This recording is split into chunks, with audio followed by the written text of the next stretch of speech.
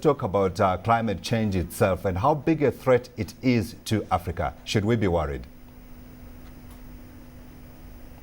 Absolutely.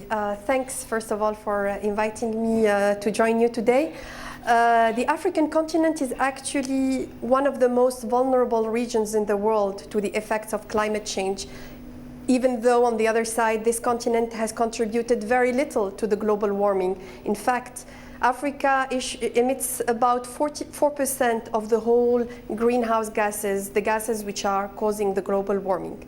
Yet we are vulnerable, which means that we need to take this seriously and look for ways to change the way we invest in our development in Africa, looking for ways to do it in a way that makes us more resistant to the impact of climate change and makes us grow in a greener way.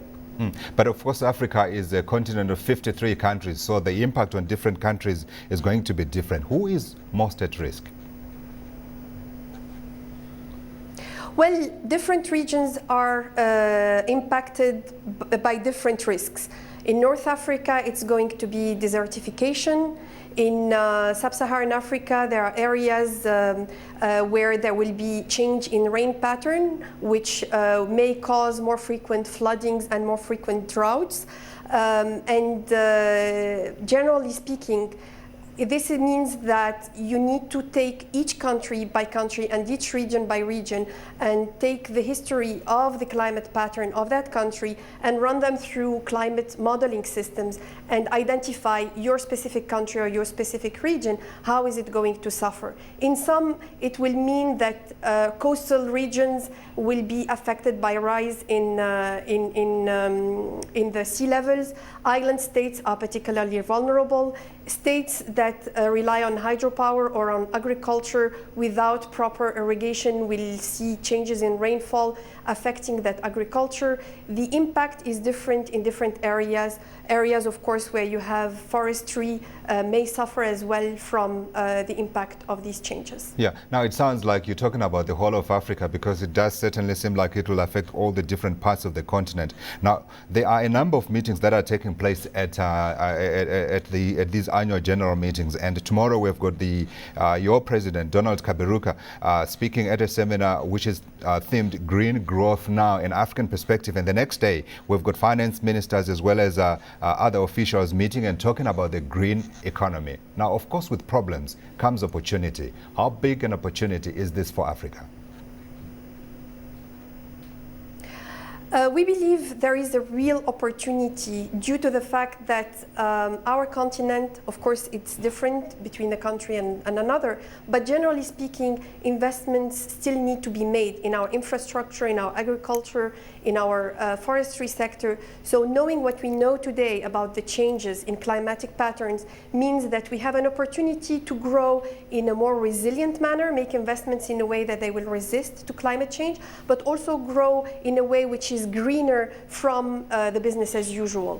For instance, countries like DRC, who have not yet fully invested in their potential for hydroenergy, mastering the energy potential of the water resources, are going to see fantastic opportunities if only we have ways to combine different sources of investment, including the willingness of developed countries to provide concessional resources to help grow on a way which uses less fossil fuels, for instance, for the energy sector, and uses more green sources of energy, like water, like wind, like the sun.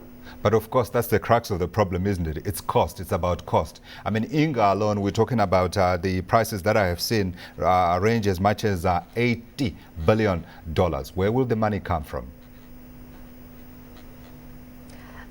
In the case specifically of Inga, the way to look at it in our perspective, and we are helping the government through a consortium of experts to phase the development of Inga, we shouldn't look at it as a project to be developed in one phase.